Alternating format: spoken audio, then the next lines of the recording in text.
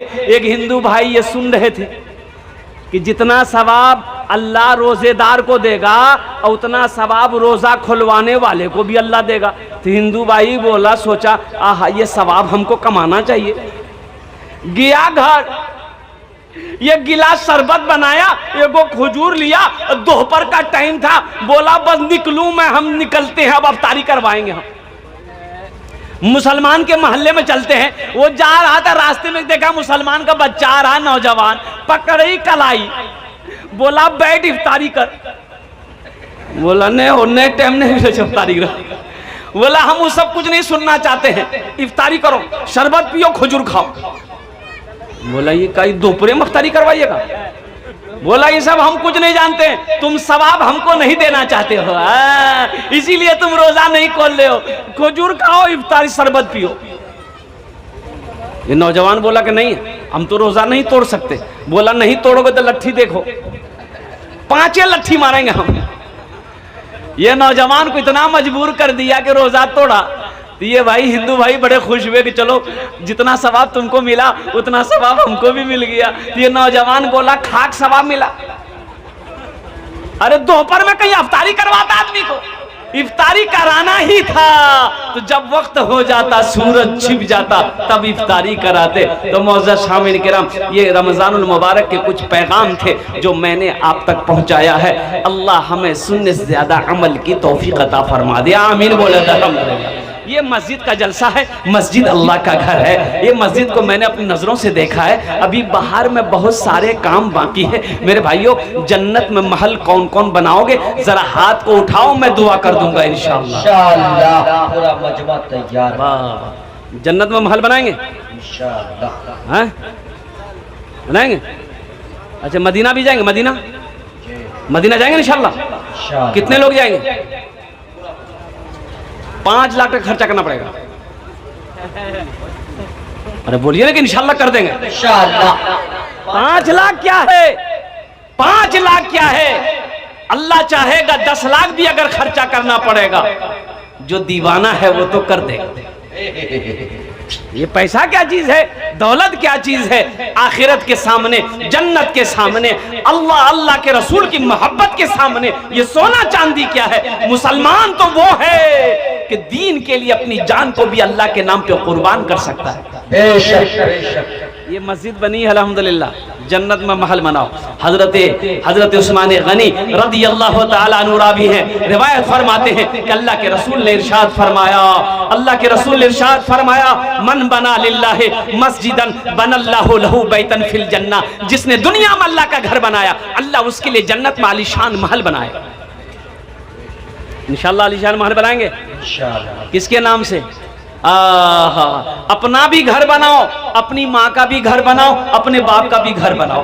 अगर अपने माँ बाप के नाम पर ये मस्जिद बना दिए तो जब तक इस धरती पर ये मस्जिद कायम रहेगी, खड़ी रहेगी, अल्लाह आपके माँ बाप को कब्र में सवाब अता फरमाता रहेगा। ऐ नौजवानों, तुम इस मस्जिद को दुनिया में बनाए हो, हशर का मैदान जब होगा, अल्लाह हिसाबो किताब के बाद जो महल, जो जन्नत में अल्लाह तुम्हारे लिए बनाया है, तुम मस्जिद बनाए थे, अल्लाह उस महल की चाबी तेरे हाथों में देगा कि जा इस महल के अंदर में दाखिल हो। ये दुनिया तो फानी है, ये फना हो जाएगी, और कुर्बान जाओ, मौत आनी है, आकर रहेगी, ना मौत से कोई बच पाया है और ना बच पाएगा। और कुछ लोग कहते हैं ना, समझाते हैं हमारे जमाती भाई, अल्हम्दुलिल्लाह, वाह बेटा वाह, अल्लाह कबूल फरमाए, अल्लाह कबूल फरमाए, माशाअल्लाह अल्हम्दुलिल्लाह। तो कुछ लोग जमाती भाई समझाते हैं कि भाई नमाज पढ़ो, मौत करीब है, भाई बैठ जाइए, अभी बैठ जाइए, अभी बैठ जाइए, अभी कोई पैसा मत दीजिएगा, ये टेंशन मेरा है। आपके जेब से पैसा कैसे निकालना है वो टेंशन मेरा है कि आपका?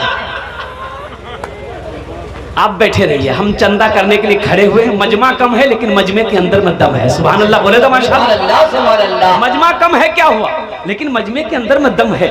चेहरा, जितने लोग बैठे सबका चेहरा चमक रहा है, ऐसा लग रहा है कि ये लोग बैठे तो मखना के सरजमीन पर है, लेकिन तस्वुर में ये मदीना में है। सुभान अल्लाह, सुभान अल्लाह। सबका चेहरा चमक रहा है। तो कुर्बान जाओ, कुछ लोग कहते हैं ए भैया नमाज पढ़ी लो ना, मौत है तो भैया मरना चाहिए। बोले तो मौतों से कहीं डरे जी, जब देख लो एक मजदूर गठरी लेके जा रहा था सर पर, दिन डूब गया, अंधेरा हो गया, ठोकर लगी, गांव के करीब जाने वाला तो ठोकर लगी, गिर गया, गठरी गिर गई, गिरा तो चोट लगी तो कहा कि अल्लाह इतना गरीब बनाया, या अल्लाह इतना गरीब बनाया कि मैं कमाऊं ना तो खाना ना मिले, या अल्लाह मौत को भेज दे, मौत को भेज दे। एक मन चला था बस्ती का, सुन लिया कि ये मौत की दुआ मांग रहा है, वो काली चादर ओढ़कर उसके पास चला गया। बोला के जो भैया, बोला हम तुम्हारी मौत हैं। बोला मौत है, यहाँ क्या करने के लिए है? बोला अभी तुम दुआ किए थे ना कि अल्लाह मौत को भेज दे। बोला नहीं, वो तो मेरी जबान से निकल गया था, ये गठरी गिर गई, उठा के दी, हम जल्दी घर जाएंगे।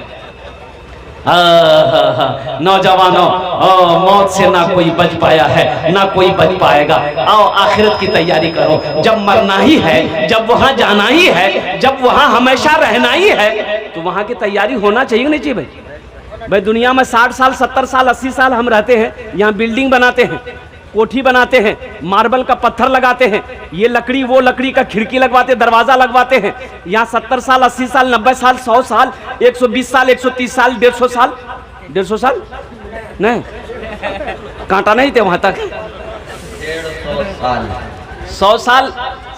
अभी तो 50-60 साल में खटिया पकड़ लेता है, 50 से 60 साल में खटिया और 70 साल में लट्ठी, 80 साल होते होते कांटा डोन। जब इतनी सी मुख्तसर सी जिंदगी के लिए ये महल, ये बिल्डिंग, ये इमारत बना रहे हैं, आज वहां जहां हमेशा रहना है, वहां जाने के बाद फिर लौट कर नहीं आना है। असल घर वहां होना चाहिए, यहां होना चाहिए? बोलो भाई, वहां होना चाहिए ना? वहां घर बनाए? अरे बनाए, वहां घर बनाए तो कब बनाओगे? मरने के बाद? अरे वहां घर कब बनाओगे?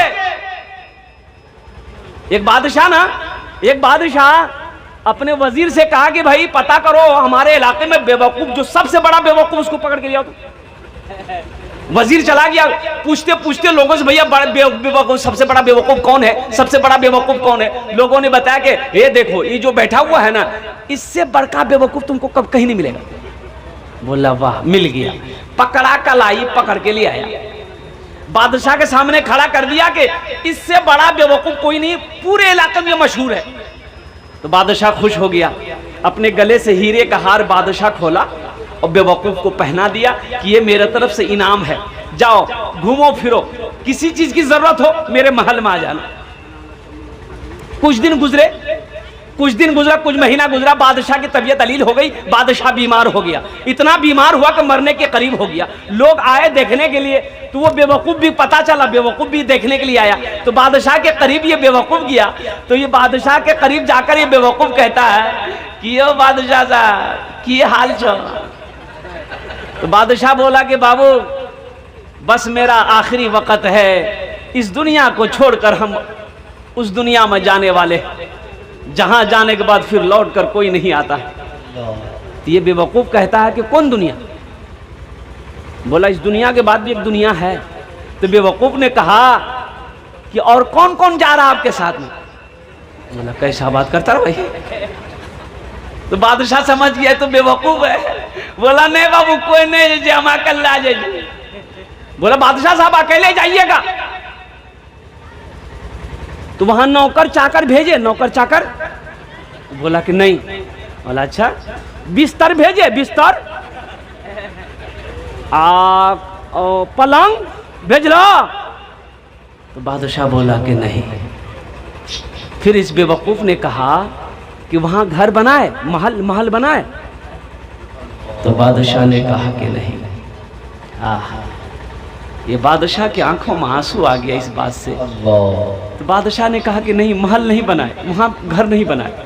ये बेवकूफ अपने गले से वो हीरे का हाल खोला और बादशाह को पहना दिया। बोला हमसे बड़का बेवकूफ तो आप हैं। अरे जाना है वहां, जहां जाने के बाद लौट कर नहीं आना है, और अकेले जाना है, ना बिस्तर है, ना खटमा पलंग है, ना सर सिपाही है, ओ हो, और ना घर है। तो बेवकूफ आप हुए कि हम हुए?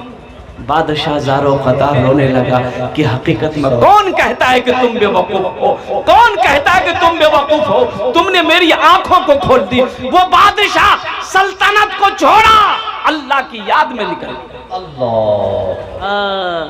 एक आदमी मोहल्ले में ऐलान किया कि मेरे घर में दुआ है, हम दुकान खोले हैं चौक पर, सब आइए। भाई बस्ती वाले मोहल्ले वाले बाद नमाज मगरिब जमा हो गए, घर में जमा हो गए।